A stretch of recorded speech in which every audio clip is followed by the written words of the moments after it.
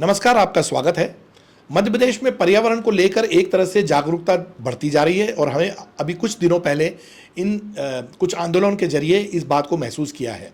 लेकिन सबसे बड़ी चौंकाने वाली बात यह है कि जो जी सीड की रिपोर्ट है, जो सोशल एनवायरमेंटल एनर्जी डेवलपमेंट, ये जो रिपोर्ट है ये बड़े चौंकाने वाले तथ्य बता रही है। और उसके अनुसार भोपाल जो सबसे हरी भरी ग्रीन कैपिटल कहा जाता था, तो भोपाल की जो हरियाली है वो पिछले 10 साल में 24% कम हुई है। आपको ये आंकड़ा सुन के आश्चर्य होगा कि भोपाल की हरियाली जो 2009 में करीब 36% थी, वो 2019 में घट के 9% रह गई है और 2023 में तो और इसका कम होता जा रहा है। अब ये आशंका जताई जा रही है कि अगले आने वाले कई सालों में, 2 सालों में, जिसमें कि 2025 तक ये हरियाली कम होकर 3% तक घट सकती है। तो जिस तरह से हरियाली धीरे धीरे घट रही है, पेड़ों का विनाश हो रहा है और तालाबों को बचाने की कोशिश जो कर रहे थे वो काफ़ी नाकाम सिद्ध हो रही है, उसको लेकर तो ये एक तरह से खतरे की घंटी है कि भोपाल जैसे शहर में पर्यावरण के क्या हाल होंगे और इसको लेकर सरकार और दूसरी एजेंसियां कितनी सतर्क हैं। इस मुद्दे पर हमसे बात करने के लिए पर्यावरणविद सुभाष सिंह पांडे साहब हैं। आपका स्वागत है पांडे साहब। मैं पहले सबसे पहले जी सीड की रिपोर्ट के बारे में आपसे जानना चाहूँगा, कितनी सच्चाई है उसमें और क्या कह रहे हैं उसके आंकड़े। देखिए, जी सीड तो सोसाइटी का नाम है, global earth society for environmental energy and development. मैं उसका चेयरमैन हूँ और जैसे आप देखेंगे, वर्ल्ड वाइड देखेंगे तो मूलतः जो है मेरे नेतृत्व में ही पूरी सोसाइटी का काम होता है। मेरे ऊपर विश्वास करने के लिए आपको या आपके दर्शकों को पर्याप्त कारण इसलिए हैं कि मैं न केवल इन्वायरमेंट में पीएचडी हूँ वर्षों से, मेरे अंडर में 12 लोग इन्वायरमेंट पर ही पीएचडी हैं, मेरी 100 पुस्तकें हैं, मैं 10 बार इंटरनेशनल कॉन्फ्रेंस में डायरेक्टर रहा हूँ, मेरी 29 पुस्तकें हैं वर्ल्ड वाइड, ईरान से हैं, थाईलैंड से हैं, इंग्लैंड से हैं। मैंने तालाब बनाए हैं, मैंने खुद जंगल बनाए हैं, मेरी 61 याचिकाएँ नेशनल ग्रीन ट्रिब्यूनल के सामने लगाई हुई हैं और सभी याचिकाएँ इन्वायरमेंट की हैं। तो मैं उसी में जीता हूँ, इसीलिए मेरे और मेरी सोसाइटी पर आप विश्वास कर सकते हैं, बिल्कुल वैसे ही जैसे आप अपने ऊपर विश्वास करते हो। तो अब भोपाल को लेकर जो रिपोर्ट्स में जो तथ्य आपने दिए हैं वो कितने गंभीर हैं? हाँ, ये बहुत ही इम्पॉर्टेंट बात है कि जब से मध्य प्रदेश बना तब से इस बात पर कभी गौर नहीं किया गया, कभी इस बात पर कोई अध्ययन नहीं किया गया कि वास्तव में यहाँ पर पेड़ों की स्थिति को लेकर के ऐसी क्या क्या घटनाएं हो रही हैं जिससे धीरे धीरे ये कहीं जो शहर है, जो हिंदुस्तान का सबसे सुंदर शहरों में से एक है, उसकी स्थिति भी दूसरे शहरों तरीके जो है वो ख़राब हो जाएगी। इस बात को लेकर कोई रिसर्च नहीं हुई है। यदि मैं अपनी भाषा में कहूँ तो ये नहीं पता चल पा रहा था कितना जो है यहाँ फॉरेस्ट कवर या ग्रीन कवर कम हो रहा है और उसका क्या इम्पैक्ट पड़ेगा, लोकल एम्बियंट एयर क्वालिटी पर क्या पड़ेगा, लोकल जो ग्लोबल लेवल पे जो वार्मिंग हो रही है, लोकल लेवल पे वार्मिंग पे क्या इफेक्ट पड़ेगा और यहाँ की बायोडाइवर्सिटी या इकोलॉजी पर पड़ेगा। सीधे शब्दों में कहें तो हमारे आपके जीवन पर या यहाँ की आबो हवा पानी पर इस जो लगातार डिफॉरेस्टेशन हो रहा है, पेड़ों की कटाई या हरियाली को जो नष्ट करने का काम चल रहा है, उसका कोई इम्पैक्ट पड़ेगा। इस तरह का कोई काम नहीं हुआ था, वो एक दुख का विषय था। इन्हीं सब बिंदुओं के मद्देनज़र मैंने और मेरी टीम ने महीनों इस पर काम किया और काम करके इन्होंने 2 बार एक रिपोर्ट जारी की। एक बार 2019 में रिपोर्ट जारी की, डिकेडल स्टडी उसका नाम दिया, 10 सालों का अध्ययन किया, 2009 से 2019 तक का 10 साल का अध्ययन किया। बाद में 2023 में हमने 15 सालों का अध्ययन किया ताकि क्या है, एक और अधिक विस्तृत जानकारी मिल सके कि भोपाल शहर में हरियाली की स्थिति। यहाँ पर हरियाली से मैं आपके दर्शकों को बताना चाहता हूँ, हरियाली से मतलब होता है ग्रीन कवर और ट्री कवर। देखिए, हरियाली तो झाड़ियों की भी हो सकती है, हरियाली जो है पार्क के अंदर जो हरियाली वो भी हो सकती है, और ट्री जो है एक अलग चीज़ है। तो ग्रीन कवर और ट्री कवर मिला करके फिर हम कहते हैं कि ये भोपाल की सारी हरियाली को एड्रेस करना हुआ।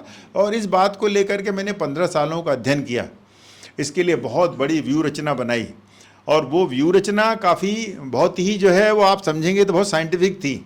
बहुत पहले पूरे भारतवर्ष में एक बार ऐसा हुआ था, टी.वी. रामचंद्रन हैं, Indian institute of science Bangalore के, उन्होंने एक बार 4 शहरों का अध्ययन किया था। फॉर्चुनेटली मध्य प्रदेश का भोपाल भी उसमें ले लिया था, वरना भारत के 4 शहरों में लिया जाता तो भोपाल को लेने की कोई बहुत बात नहीं थी। लेकिन शायद यहाँ की ग्रीनरी से प्रभावित होकर के उन्होंने अध्ययन किया और उन्होंने इस आधार पर पहली बार एक जनरल रिपोर्ट बनाई। और जनरल रिपोर्ट बना करके उन्होंने कहा कि जब यहाँ पर अध्ययन किया जाए तो ये पता चलता है कि भोपाल में 1990 में 66% की फॉरेस्ट्री थी, 66% की ग्रीनरी थी, लेकिन वो सारी ग्रीनरी जो धीरे धीरे लोप होती चली गई।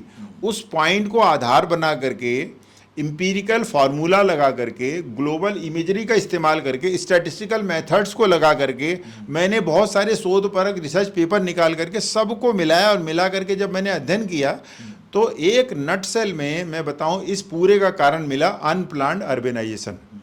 जो अनियोजित विकास हो रहा है इस पूरे इलाके का, जो अनियोजित विकास है, वही उसकी आधारशिला है जिस पर शासन को, प्रशासन को और हम आम आदमियों को, हम नागरिकों को या मीडिया पर्सन्स को उस पर ध्यान देना चाहिए। जी बिल्कुल। मैं आप इसमें बीच में आपसे और जानना चाहूँगा कि अनप्लान्ड आपने कहा है, और ये भी देखा गया है कि 20 साल से तो भोपाल जैसे शहर का मास्टर प्लान भी नहीं बना है।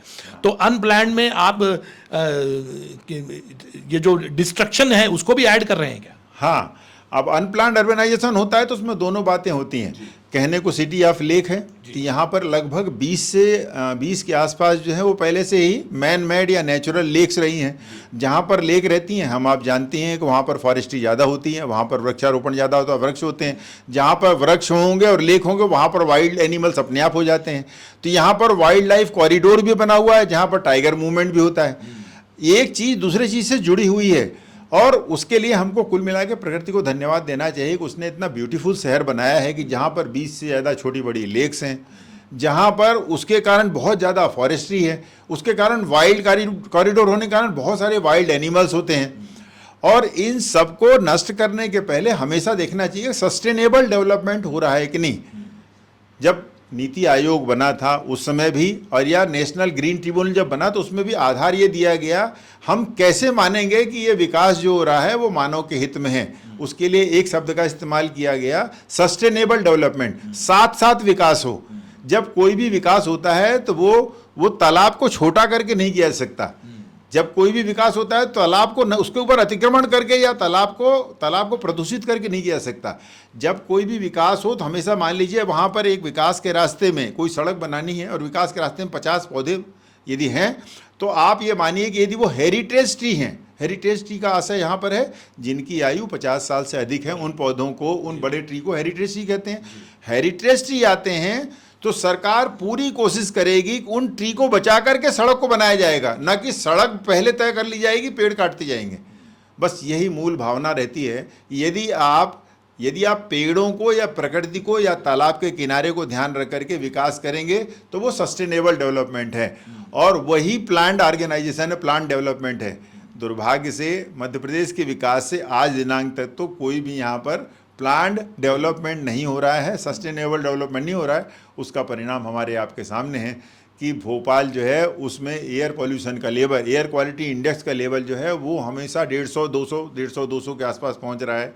यदि आप फॉरेस्ट्री की बात करें तो जैसा आपने बताया ही अपने दर्शकों को, धीरे धीरे 1990 की 66% की फॉरेस्ट्री 2025 में वो 3% के आसपास हो रही है। बताने में भी हमको दुख और शर्म आ रही है कि हम उस शहर में हैं जहाँ पर 66% की फॉरेस्ट्री ग्रेजुअली कम होते होते होते जो 3% के आसपास हो रही है, जबकि नीति आयोग कहता है कि एक सभ्य मानव जाति को स्वस्थ जीवन जीने के लिए 35% की हरियाली आवश्यक है।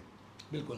तो सुभाष जी ये बताएं जरूर कि जैसे आपकी रिपोर्ट में ये भी कहा गया है 4 लाख पेड़ कटे हैं, तो भोपाल में अगर 4 लाख पेड़ कटे हैं, कौन सा एरिया है जो कि एकदम वृक्षविहीन ही हो गया? ऐसा लगता है कि 4 लाख पेड़ तो बहुत बड़ी बात होती है, और उसको सस्टेन करने के लिए क्या एफर्ट्स हुए, क्योंकि 4 लाख पेड़ कटना बहुत बड़ी बात होती है। हाँ, जैसे डिकेडल स्टडी जो जिसकी रिपोर्ट आप कह रहे हैं, डिकेडल स्टडी में देखा गया कि 4 लाख से अधिक पेड़ कटे 10 सालों के अंदर।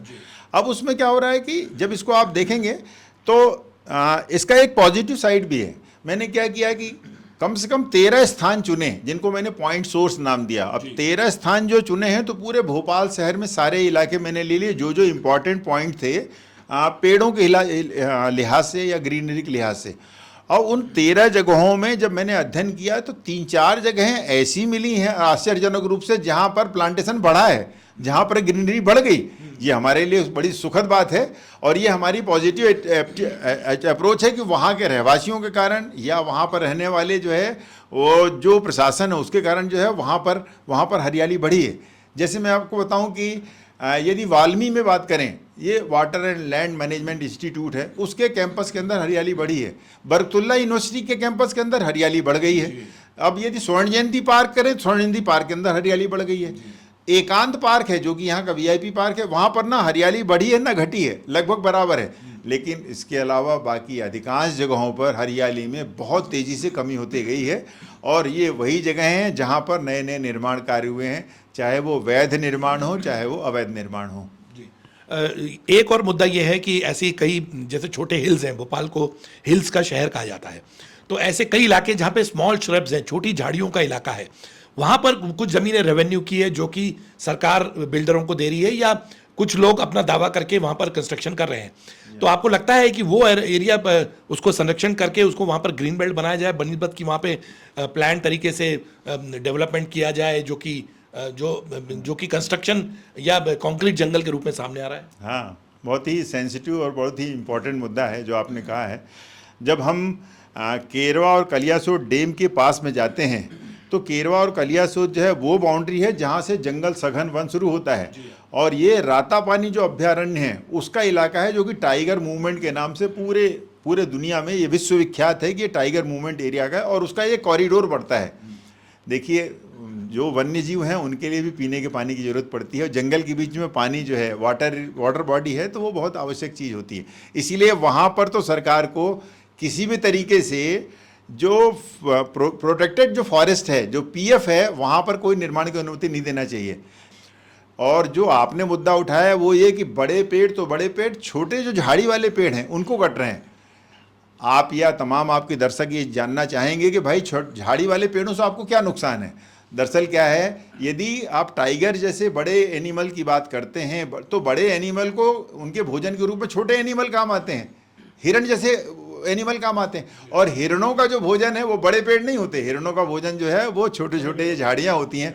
इस लिहाज से झाड़ियाँ बहुत ज़्यादा इम्पॉर्टेंट हैं। यदि आप टाइगर को बचाना है तो ये छोटी छोटी झाड़ियों को बचाना पड़े, क्योंकि उनको खाने वाले जो जीव बचेंगे तभी तो बड़े वाले जीव बचेंगे। और इसीलिए इन दोनों का सम्मिश्रण, ग्रीन कवर और ट्री कवर का जो मिश्रण है, उन दोनों मिश्रण को यदि आप डेवलप करके रखेंगे, उसमें किसी भी तरह के निर्माण कार्य को अनुमति नहीं देंगे, तभी शहर को सस्टेन किया जा सकेगा। तो अब जब कि ये मुद्दा आ गया है कि भोपाल में ग्रीन कवर बहुत कम होते जा रहा है, अब आप इसका क्या उपाय बता सकते हैं? क्योंकि पब्लिक को अवेयर करना बहुत ज़रूरी है, सरकारों के भरोसे हम लोग नहीं रह सकते। हाँ, बहुत दरअसल सबसे मौके की बात, सबसे मुख्य बात यही है कि प्रॉब्लम बताना तो बहुत आसान है, लेकिन उसका सोल्यूशन निकालना चाहिए ताकि हम वेलफेयर, सोसाइटी के वेलफेयर में काम आए। या यहाँ जो एम्बियंट एयर क्वालिटी में जो परिवर्तन हो रहे हैं, लगातार परिवर्तन हो रहे हैं, जैसे इस बार 48 डिग्री तक टेम्परेचर चला गया भोपाल का, वो अपने आप में संकेत है कि जो रिपोर्ट मैंने निकाली थी कि 3% ग्रीनरी होने वाली है, उस रिपोर्ट को ये कोरिलेट कर रहा है। यदि ऐसा नहीं होता तो 48 डिग्री सेल्सियस पे टेम्परेचर नहीं होता। 48 डिग्री सेल्सियस टेम्परेचर बताता है कि यहाँ पर हीट वेव्स चलने लगी हैं। भोपाल उन क्षेत्र में आ गया जहाँ पर हीट आइलैंड पैदा हो रहे हैं। तुरंत ही सरकार को चाहिए कि जो सेंसिटिव जोन हैं, जहाँ जहाँ पर बहुत ज़्यादा जो है सेंसिटिव इलाके हैं, केरवा और कलियासोत जो डैम है उनके आसपास का जो पूरा पट्टी है, या यदि कलियासोत नदी के किनारे, दोनों किनारों में जो ग्रीन बेल्ट की जगह है, बेतवा के किनारे की जो ग्रीन बेल्ट की जगह होती है, और जितनी भी पहाड़ी क्षेत्र हैं, भोपाल में बहुत सारे पहाड़ी क्षेत्र हैं, उनमें एफॉरेस्टेशन किया जाए, उनमें फिर से वृक्षारोपण किया जाए और सघन वृक्षारोपण किया जाए, ताकि जो वृक्षों की जगह बनी हुई है वापस वहाँ पर वृक्ष लग जाएं, और नए जो काटने के जो प्लान हैं उनमें किसी भी को अनुमति न दी जाए, फिर वो चाहे कोई हो। यदि इतना सा शासन यदि कोऑपरेट कर सके तो हम भोपाल की बहुत बड़ी सेवा कर पाएंगे, और भोपाल जो है वो भारत के लिए एक मॉडल के रूप में बन पाएगा। तो बहुत बहुत धन्यवाद सुभाष जी। और देखिए, ये बहुत अहम मुद्दा है कि एक ग्रीन कैपिटल जिसमें कि लगातार पेड़ों की संख्या घटती जा रही है, उसकी अगर ग्रीन बेल्ट का कवर जो है 3% रह जाता है, इससे ज़्यादा खतरनाक संकेत और नहीं होंगे पर्यावरण के विनाश के। और जनता जिस तरह से अब आगे आ रही है, ऐसा लगता है कि जनता इस मुद्दे को लेकर काफ़ी गंभीर है, और वो एक आंदोलन के जरिए, प्रोटेस्ट के जरिए या अपनी बात कहने के जरिए सामने आना चाहती है। तो ये एक अच्छा संकेत है कि ग्रीन कवर को बचाने के लिए जनता को साथ जोड़ा जाए, और जो भी अवेयरनेस जिस तरह से भी फैलाई जा सकती है वो फैलाई जानी चाहिए। इस मुद्दे में अगर आपकी कोई राय हो, आप कुछ कहना चाहते हो, लिखना चाहते हो, तो हमें ज़रूर भेजिए और हमें लिखिए, अपनी राय बताइए। आपकी राय हमारे लिए बहुत महत्वपूर्ण है और आपका सहयोग भी हमारे लिए बहुत महत्वपूर्ण है। बहुत बहुत धन्यवाद।